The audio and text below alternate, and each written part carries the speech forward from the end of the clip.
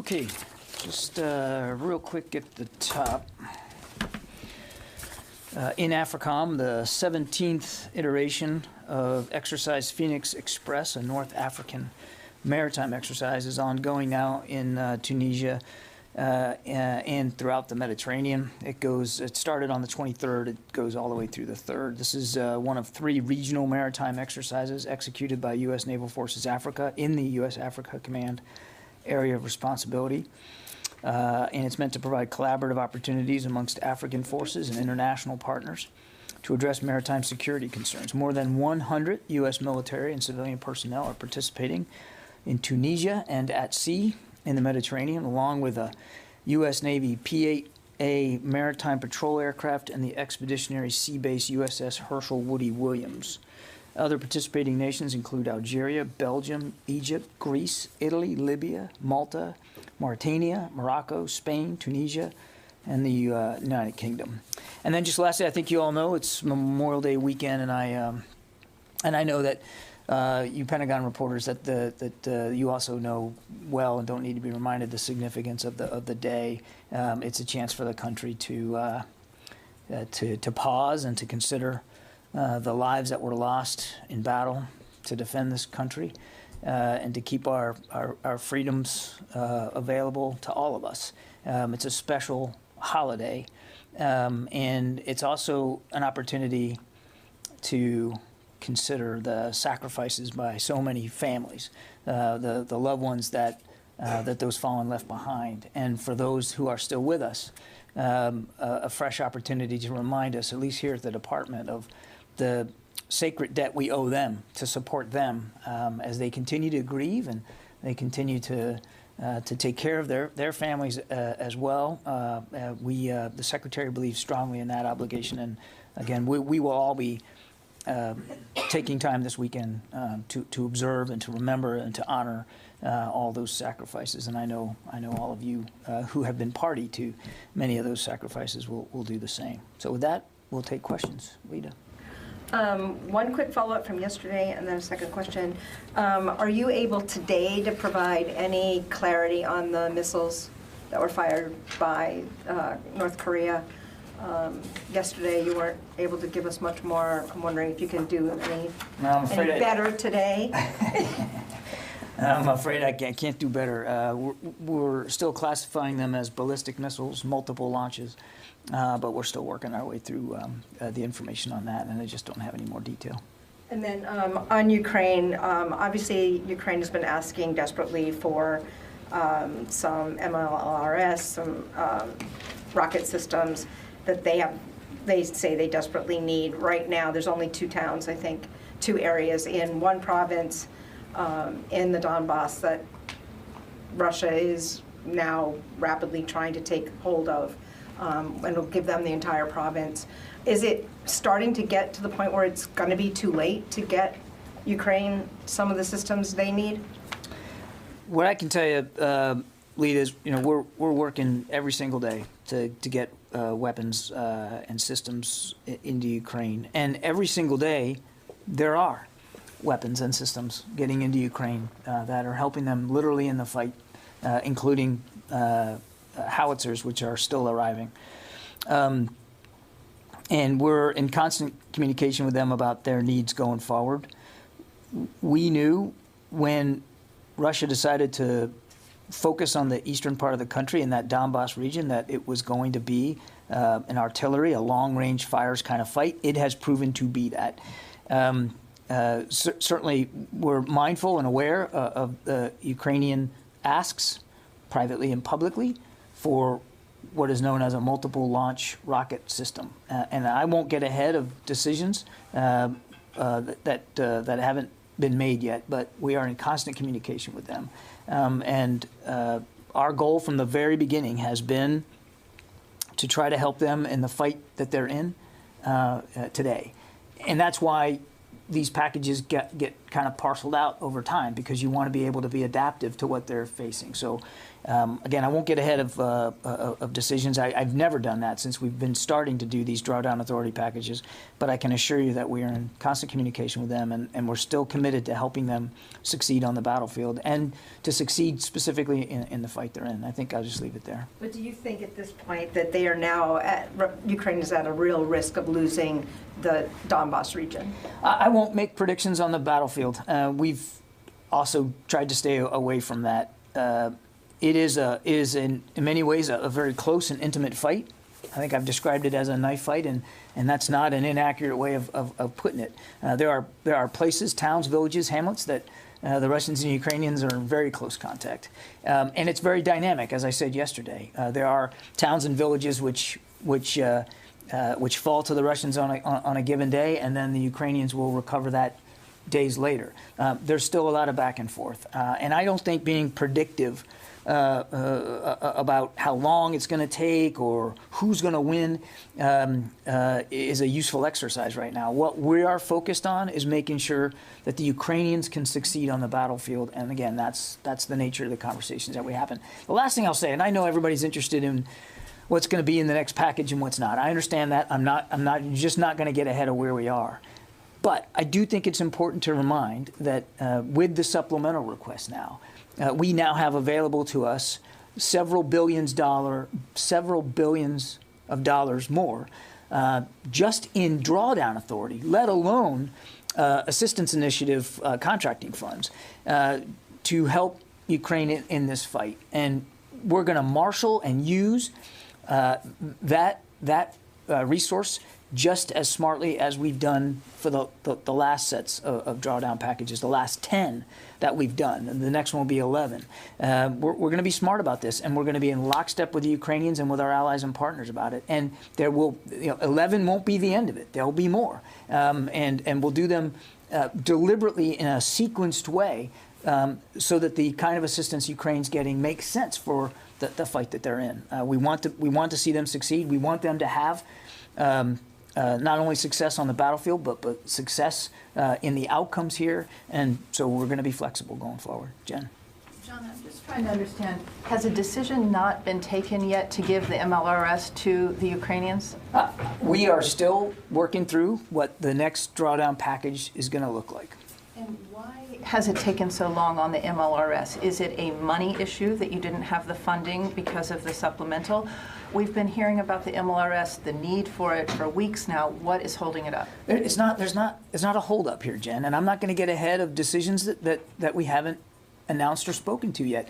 We have been in constant communication with the Ukrainians every day. I mean, just last week, we had a contact group with more than 40 countries showed up to provide security assistance. I understand that they have been asking for these systems for a long time, and we have been talking to them. And I'm just not going to get ahead of where the decisions are. I'm just trying to understand the holdup. I don't understand. I would just I think I would take issue with the idea that there's a holdup here. We are constantly talking to the Ukrainians about their needs and what we can provide, as well as what our allies and partners can provide. And isn't there a military issue right now in terms of if the port in Odessa is not opened? You've heard all sorts of economic leaders and world leaders say that there's going to be a grain shortage.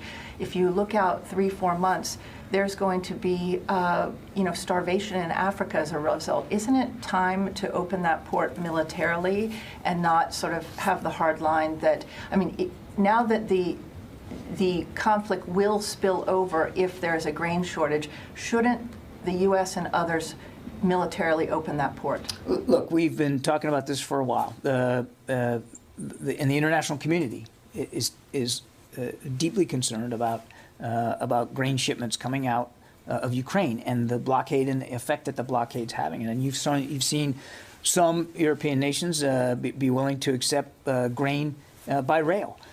So there's ways to get some of that out there right now. But the president's been clear, we're not going to have U.S. troops fighting in Ukraine. That includes the skies over Ukraine, and that includes the potential for a naval conflict with Russia.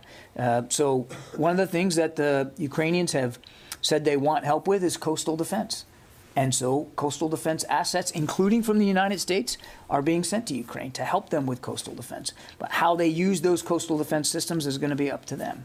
The world community is mindful of the weaponization of food that Mr. Putin is now doing. And there are, well beyond this department, there are conversations inside the international community about what to do about that, how to alleviate it. Everybody understands the pressure and the sense of urgency here, and there's a lot of work being done on the diplomatic side to do that. Yeah. Two follow-ups. So CNN is reporting that the administration is leaning towards sending the systems, the MLRS. I mean, is it wrong? Do you dispute that reporting? I'm not going to get ahead of where we are in the process, Court. But I'm not asking about the process. I'm asking whether there has been, that the administration is leaning towards it. No, actually, you are That's exactly asking process, and I'm not going to get ahead of where we are in the I think I'm process. asking you about not the process as much as an agreement that the administration may has come to. Because we've been hearing for weeks, like Jen said, we've been hearing for weeks about talk of this. We know the Ukrainians have been vocal, everyone's been vocal about this possibility. But it seemed like there was a stretch there where we were hearing a lot of pushback about it. It was the system take a long time to train on. They're expensive. The U.S. doesn't have a whole lot of them to give. They may be seen as provocative. So we heard all these things in that. So what I'm wondering is if the U.S., if the Pentagon, the administration, whatever it is, has made a decision that the system is valuable enough that all of those speed bumps are not as important. I don't have any decisions to speak to today. Okay, and then on North Korea, I'm wondering, and the launches earlier this week, did they exhibit any kind of a new stealth capability that made it more difficult for the U.S. to determine what was launched? Again, I'm not going to get into the intelligence and the analysis that's being done on these multiple launches. We are continuing to look at that, continuing to consult with our allies and partners in the region, but I'm just not going to get ahead of where we are. Because it's been more than 3 days now, if my math is right, which it may be wrong, but it's been several days now since this, and normally we all know that the capabilities that the U.S. has to look at a launch anywhere in the world, and within a certain stretch of time know exactly what it was. And so we are well past that. So I understand not wanting to talk about intelligence, but it's not unreasonable to ask what was launched. And so that, ask again, like, is there a belief that they launched an ICBM or more than one, and were there any new capabilities? If it's some new stealth capability, that would be interesting, and that's why you guys can't tell us what it is, or you couldn't see it? Because that's the only thing I could think why we can't know what. Tell me if I'm wrong. Look, I think I never said and would not say that it's not a reasonable question for you to ask. It's absolutely an appropriate question to ask. But I'm just not in a position to answer it with great specificity today. We have said multiple ballistic missile launches. We believe that is true. We're still analyzing those launches. And if and when there's a time when we can be more detailed about that, we will. But that time is not today. Is there a policy, has the Biden administration established a policy that you will not talk specifics about North Korean launches? I don't know of any blanket policy in that regard. I mean, we take each one as they come and do the best we can to properly inform ourselves of what happened, so that we have a better understanding of what Mr. Kim is doing. As I said, and we've already condemned these launches. Each one is a provocation. Each one is a violation of existing UN Security Council resolutions. Each one only increases tensions on the peninsula. And each one, no matter what kind of missile, no matter how far it flew or didn't fly, no matter what the trajectory or the metrics were, each one, we believe, is a learning experience for the regime in Pyongyang. And that's concerning. Yeah, Barb. I want to go back to Lita's very first question to you. She asked you, is it too late to send these weapons to Ukraine? And you did not take the opportunity to say, no, it's not too late. You didn't take the opportunity to say Ukraine is going to win. So I want to ask you that. Why? I haven't heard a note of optimism, of unqualified optimism about Ukraine's being able to succeed in some time. So you have the situation in the Black Sea, you have the situation with the ports, you have hundreds of thousands of people possibly taken to Russia, depopulation of the East, Russia making progress in the East. What is your assessment of what it needs to get Putin to reverse? Do you think there's even the remotest possibility, or is this now bogged down slugfest quagmire? There's a lot there, Barb. Thank you. I appreciate that. No, I can start by saying no one has ever accused me successfully of being an unqualified optimist. But it is a serious question, and it's a fair question. We have been, I think, careful from this podium not to read out battlefield dynamics, not to speak specifically to what's going on the field. We're not there. We're not on the field with the Ukrainians. No, you had a long question. Give me a chance here. The fighting in the Donbass it's very real. As I said, it's very dynamic, and it literally changes every day. What we're seeing today is different than what we saw yesterday. I would just tell you, broadly speaking, again, I'm just going to start at the operational level as best as I can, and then I'm going to go out to your larger strategic question. Our assessment is that the Russians continue to make some incremental gains in the Donbass. Not great magnitude, not leaps and bounds. They are facing and continue to face a stiff Ukrainian resistance, which is why I won't go so far as to say it's too late to provide the Ukrainians with any system or capability that they might need, because they are very active in the fight, and they have pushed back the Russians. Up near Kharkiv, they continue to push the Russians back. And so, I mean, they're going on offensives of their own. It's a very active fight right now. And it will continue to change over time. And because it continues to change over time, our conversations with the Ukrainians change over time about what they're looking for and how much of what they're looking for, because it's not just about the systems. We get all caught up in the systems. It's about how many are you going to get there and how many they need in the fight. We've been talking about howitzers recently, so that we've committed now over 100 howitzers, and most of them are actually not only in Ukraine, but actually in the fight, according to the Ukrainians who tell us that.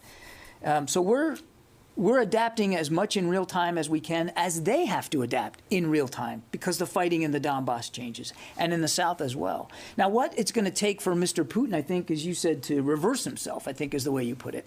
I don't know. I think only Mr. Putin knows that, and maybe perhaps some of his top leaders and generals. We don't know. What you've heard the secretary say, and I'll repeat it here today, is that Mr. Putin can do the right thing right now, right today, by pulling his forces out. And by sitting down with Mr. Zelensky and the Ukrainians and negotiating in some kind of good faith.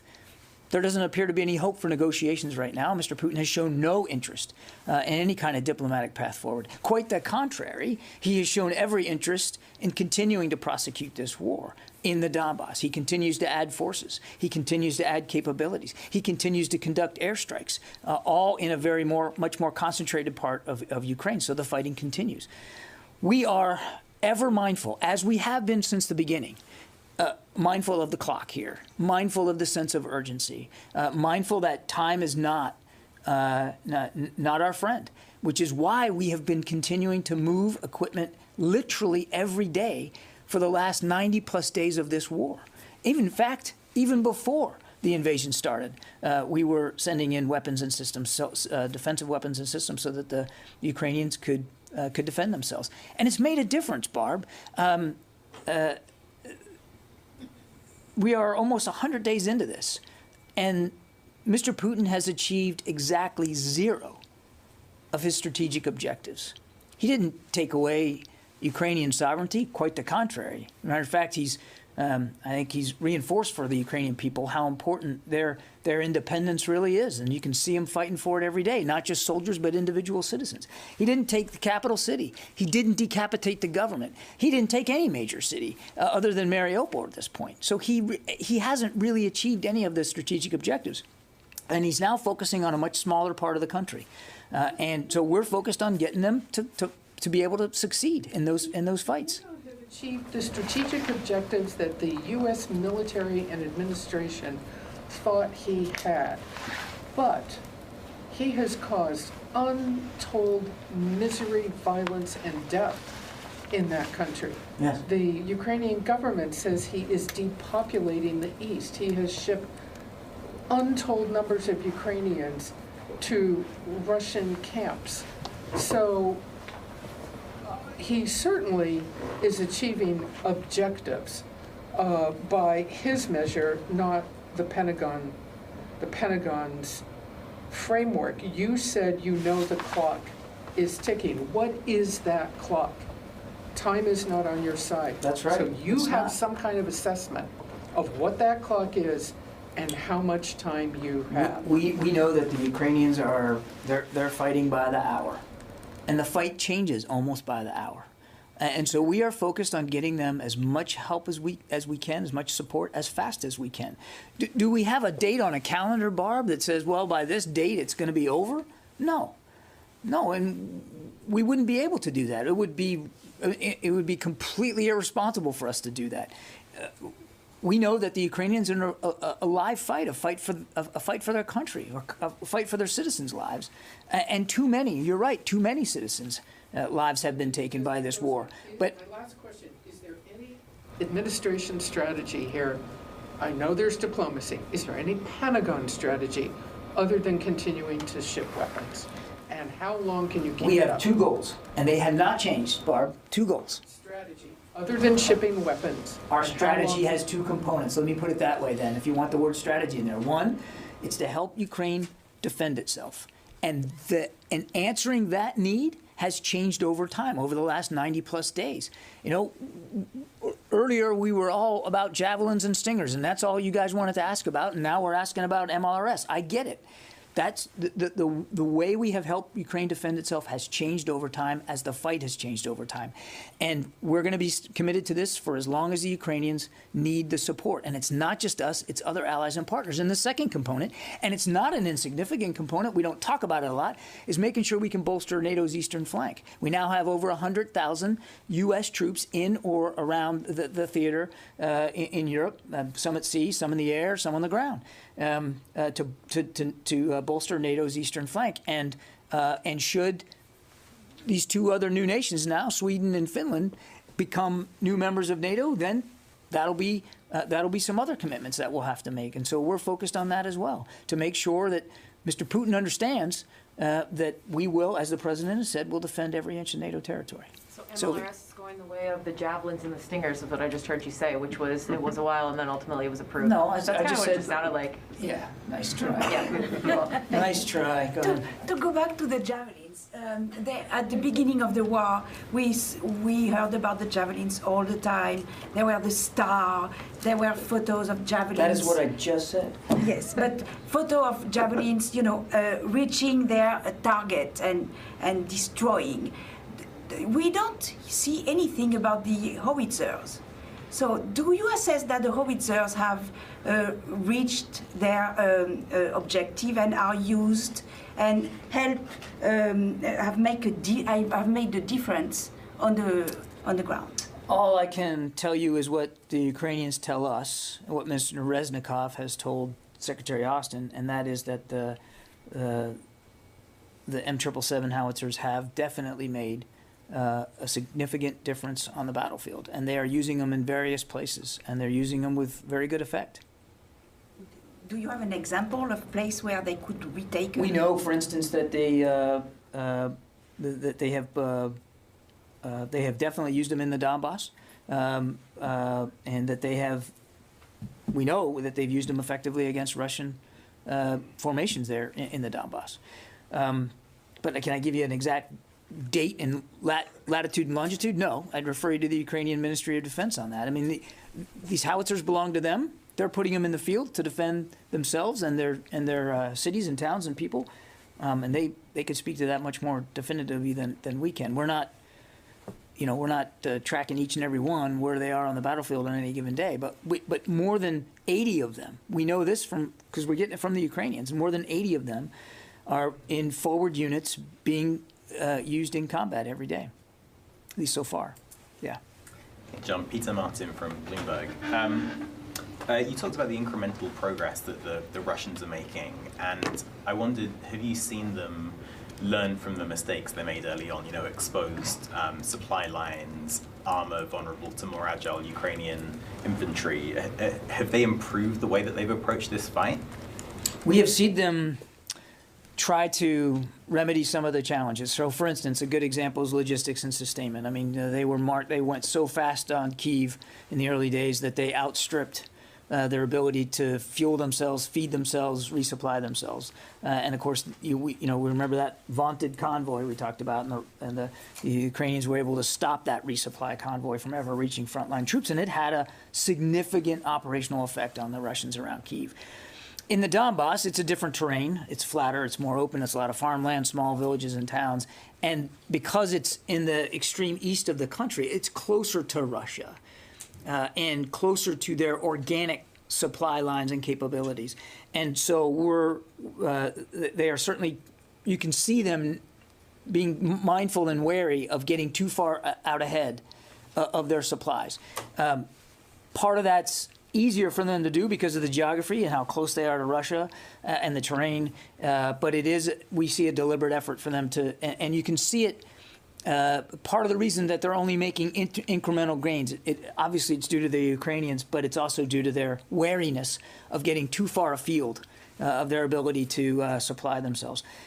We have seen them try, although with no real success, but you can see them try to get better at integrating ground and air operations. Again, some of that's easier for them to do in a smaller geographic area. They're using smaller units now in smaller places, in smaller movements. And so it's a little bit easier for them to integrate air support for their operations on the ground than it was when they were advancing on 3 major lines of access, geographically separated by hundreds of miles. So it's a little easier, but we're seeing them start to try to get better at that. I would not go so far as to say we think that they have solved all their air-to-ground integration issues. Command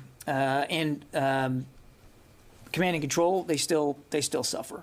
They still have not been able to effectively manage command and control of their units in the field. So, yes, as we said that they would, we have seen them try to improve some of the mistakes, improve upon some of the mistakes they made early on, but they have by no means been able to master them. Christina, good to see you. Good to see you too. Congrats on your new job. Thanks. They're very lucky to have you. I want to follow up on Barb's question. She asked, is this now sort of a slog, a quagmire? Is it bogged down? Would you say this is not a slog? It's a knife fight now. Is the knife fight, sort of like a slog? Where does it go from the knife fight? Yeah.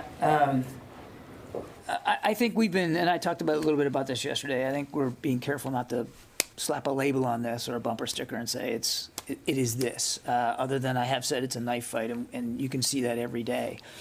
And I think that's a good descriptor because it's close fighting, and in some cases very intimate, like in Kherson, around Kherson, between Kherson and Mykolaiv, you got Ukrainian and Russian forces that are very, very close. And it changes every day. So I think we're just going to avoid slapping a label on this. It's war, Christina, and it's close up war. It's brutal, and it's not just brutal on the soldiers. It is, as Barb rightly said, it's been brutal on the population, the people of Ukraine. Joe Gould. Hey, John. Thanks for taking my question. Question for you. Yesterday, we got a readout of Kath Hicks's visit to the UK, and there was a lot said about science, technology, and cybersecurity, and security cooperation between the U.S. and UK. But not so long ago, back in September, after the Afghanistan withdrawal, it seemed like U.S. and UK relations were a bit rockier. Would you say that the security situation right now in Europe has galvanized that relationship or injected new energy into that relationship? I think I would challenge the assumption that because of Afghanistan, U.S.-UK relations suffered or were damaged in any way. I mean, the British are we talk about the special relationship, which we firmly, strongly still believe in. I mean, they are tremendous allies and great friends. So I don't think we would associate ourselves with an assumption that there was some sort of damage done to the relationship because of Afghanistan. I mean, we were at war in Afghanistan with the Brits for all of those 20 years. They were with us from the very beginning and right up until the very end, and we helped each other in those 2 weeks of August as we worked together to evacuate literally more than 100,000 people. But to your larger question, I think it's safe to say, fair to say, and evident that Mr. Putin's unprovoked war in Ukraine has definitely helped galvanize the entire alliance, and certainly has galvanized in many ways the international community, or at least almost all of the international community, to be mindful not only of the danger Ukraine is in and the support that Ukraine needs, but also the danger to the international rules-based order. We talk about that phrase a lot, but and it sounds perhaps bureaucratic, but it's a real thing. It matters. A rules-based international order that we and the British and so many other allies and partners worked so hard to establish in the wake of World War II. And I don't think you can say that we grew closer to Great Britain because of this, because we were already exceptionally close. But it's fair to say that our British allies and very much even before Mr. Putin decided to invade saw things the same way, and had multiple conversations about what we were watching Mr. Putin do in the fall and early weeks of the winter. So there's incredible, I think,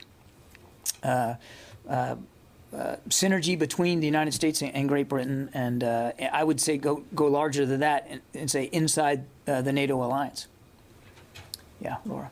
Just back on that MLS, I know that there's two versions. There's one that can travel between 20 and 45 miles, and there's a longer strike version that can reach 190 miles. So what are the concerns about sending Ukraine this longer range version? I'm just, again, Laura, I appreciate the question. I'm not going to speak to decisions that haven't been made or announced yet with respect to future security packages for Ukraine. I'm just not going to get in there. Is there, without talking about the package in particular, is there concern that a weapon like this might be provocative to Russia? We have, since the very beginning, as I said earlier, we've been working closely with Ukraine to provide them the best capabilities we can to help them in the fight that they're in, and that will continue. And the fact that you can do that, but also have a prudent concern over escalation, which we've talked about many, many times, they are not mutually exclusive, and there's no reason for them to be. Just on a different topic, I saw some reports that Iran has seized 2 Greek oil tankers.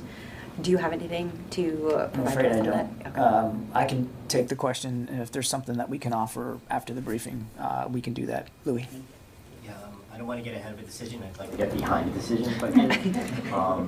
A decision that hasn't been made yet? No. Because that's where we are. We are behind that right now. Correct. Previous decisions. Can you enlighten us as to how that process actually works? I mean, we've seen the meetings that General Milley had with National Security Advisor Sullivan and their counterparts.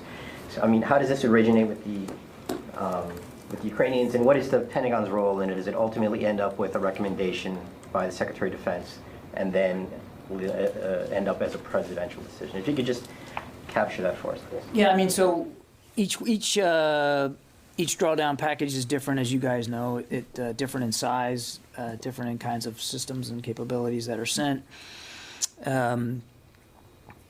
Generally speaking, as a package is being considered, the first input is the Ukrainians themselves, what they say they need, and then are taking a look at that and seeing if we can help meet that need, and if we can't, who can, and then there's a decision made about, once we sort of talk about capabilities, then there's a decision about, well, how much right now can we get there?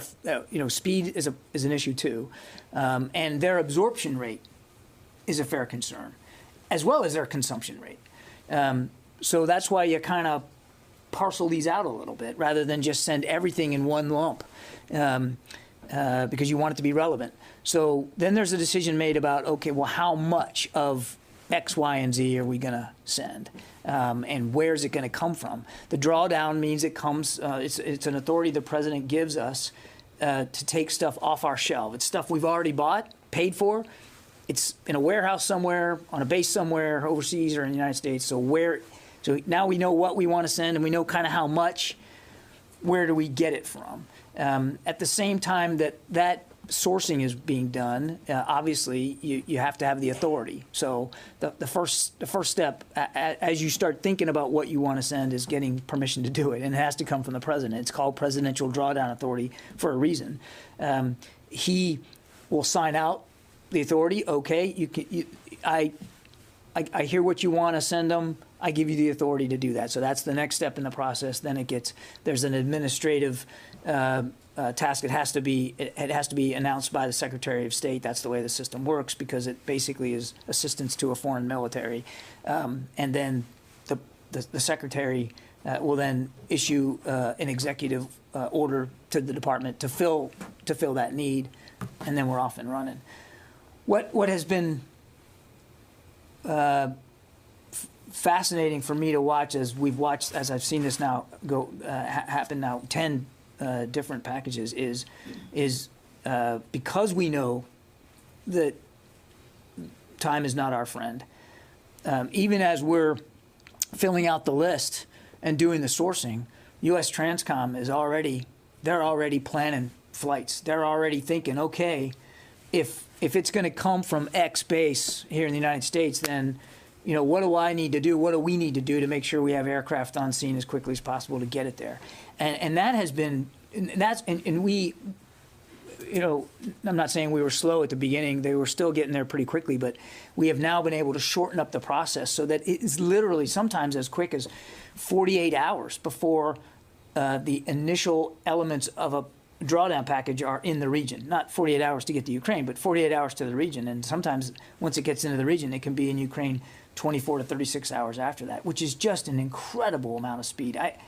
It truly is, we say, unprecedented, and it really is in terms of the ability for the United States to move that much material and get it into the hands of Ukrainian fighters in a matter of just a few days. But it's because now we've done so many of these now. The system, the process works quite well, and the people at U.S. Transportation Command have just been heroic in their ability to identify assets to move that. And it's not all gray tails. I think you know that. They use commercial aircraft as well, but it's still under their auspices.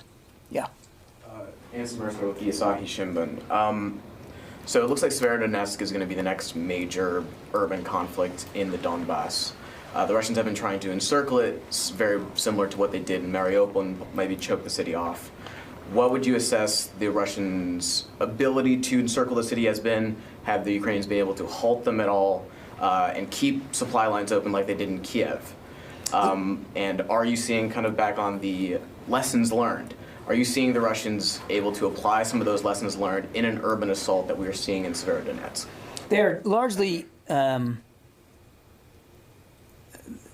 their operations have stayed largely doctrinal in approach. We haven't seen a lot of adaptations in the way they do maneuver warfare. It's artillery barrages ahead of movement, right? Soak in an area to beat back whatever resistance is there, or try to prevent Ukrainians from being able to defend. And then once they feel like they've done that, they sort of move out in formation. Now, we've seen the formations being smaller because the terrain is just more confined, and the objectives are going at tend to be a little bit smaller. But it's the same basic idea. I won't predict. We are seeing fighting around Severodonetsk. There's no question about that. And we certainly do assess that the Russians want to take it. But it is, as far as we can see today, still being actively fought over. And are those counter-artillery batteries that have gone into Ukraine, have those helped Ukrainians be able to target Russian batteries that are assisting in their doctrine of moving forward at all? I would just, again, I don't want to speak for the Ukrainians and their tactics. We know from talking to them that the howitzers we're providing have been very effective, and they've said so, and that they have made good use of the counter-artillery radars that we have provided and continue to provide. I've only got time for a couple more, and then I'm going to have to go. Yeah, Phil. Yesterday, you had said that there was the defense attaché in Ukraine, and there would be no U.S. troops fighting inside Ukraine. And I'm just wondering, are you prepared to broaden that out and say that there's no U.S. military mission currently inside Ukraine of any kind beyond the defense attaché there? What I can tell you is there's a defense attaché at the embassy, and that there is no change to the president's direction that there will be no U.S. forces fighting in Ukraine. And we are in active discussions with the State Department about whether or not it makes sense to have a U.S. military contingent to support their security elements at the embassy, but there's been no decisions about that. So you're leaving open the possibility of a training mission or there's no training mission inside Ukraine right now, and there's been no decisions made about returning trainers to Ukraine. Those same National Guardsmen are conducting training with other elements as well of the U.S. military outside of the country. So certainly not going to walk off the fact that we are conducting training. We are on some of these systems that are going in, but no training in Ukraine right now, and no decisions made about returning inside Ukraine. It's a war zone. Okay, I got time for just one more, Rio. Thank you. I want to follow up about North Korea. Yesterday, the UN Security Council failed to impose new economic sanctions on North Korea.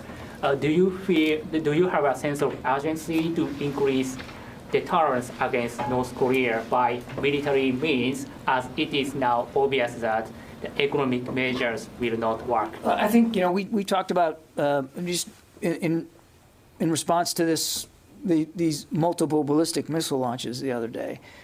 We conducted a couple of exercises with both our South Korean and our Japanese counterparts. A couple of weeks ago, we talked about increasing ISR in the region as well. So we're able to, and we'll continue to look for opportunities for an appropriate response from a military perspective, if it makes sense, as they continue to again conduct these launches and continue to provoke insecurity and instability on the peninsula. I would remind that those two exercises that we conducted with Japan and South Korea in the wake of the most recent launch was that they were in response to the missile launches. In other words, they were put together and executed very quickly.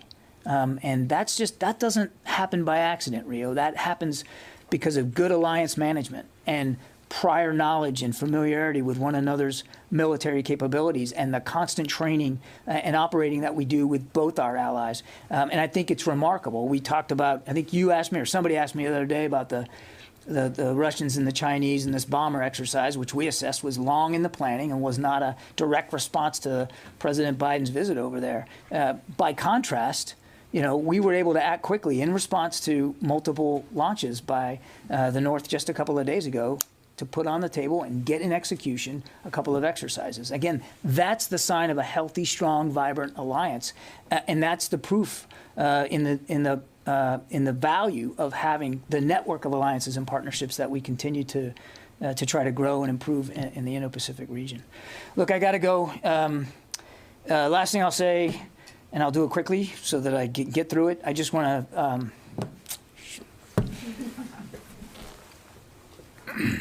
I just want to thank everybody for what you do. It's important. You don't have to look any further than what's going on in Ukraine and just the brutality, the vulgarity of the war that Mr. Putin is waging on the Ukrainian people, and the deceitful management of information that he has tried to put in place shutting down a free flow of information to see how important it is, what a free press can do. And all of you either have been, will be, or you have colleagues who are on the ground in Ukraine right now, putting their own lives in danger. And some of them have been hurt. Some of them have been killed. I know that Memorial Day is obviously about memorializing the fallen. I will also promise you I'll take some time this weekend to think about them as well. It's really important. And I just want to thank you for that effort. Thank you for the way you put me through my paces, even today, last day, and I got stretched, I got pushed, but that's what makes you guys so important. That's what makes this place so special. I can't say that every day up here was pleasant, but I can say that I felt anyway every day I was up here was meaningful, and that's not because of me.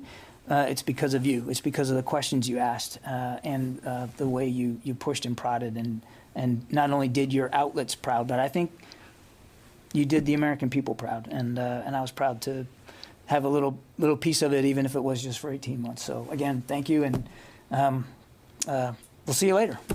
Bye-bye.